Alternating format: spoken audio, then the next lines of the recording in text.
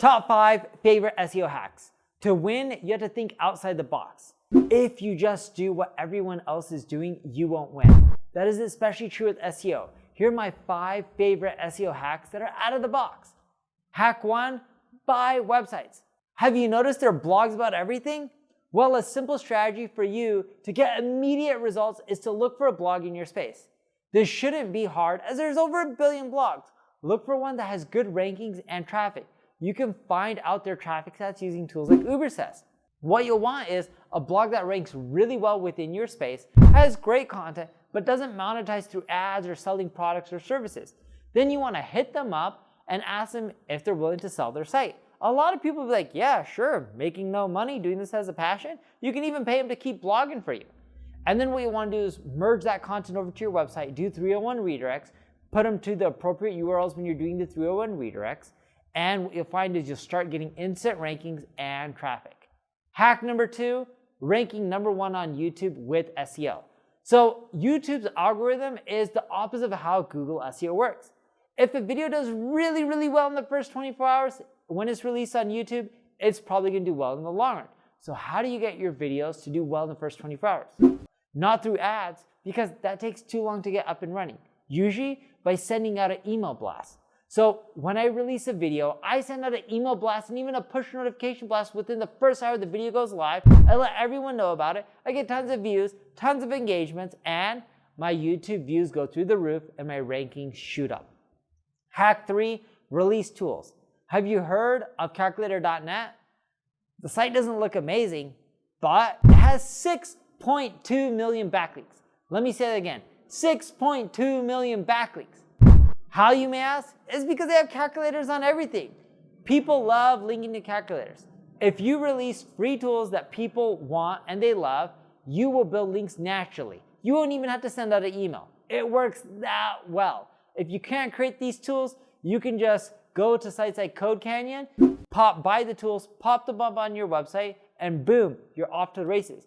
Now the key with this strategy is to release tools for free that people are used to paying for. Hack number 4, respond to blog comments. This one is simple and you probably are like, wait, this isn't really a hack, Neil. But let me explain why it's so valuable and it is a hack. Wikipedia is the 7th most popular site on the web according to Similarweb. You know how Wikipedia does so well on Google? They update their content on a regular basis. Some of their most popular pages get updated daily. Their content is updated so often that I know people are volunteering and helping out for free. But it's updated so often that Google's like, wow, this content's fresh. We need to rank it high because it's the most relevant and up to date. So with your website, how do you keep your content that updated? Ideally, you want to update at least once a year, if not a few times a year, but that may be tough. Another way to also keep your content updated, and I wouldn't recommend that you not do the first, so you should still try to update your content at least once or twice a year, is you can also use blog comments. And when you use blog comments, what you'll find is that when people leave comments and you respond to them and you leave really thorough comments, people come back and keep leaving more comments.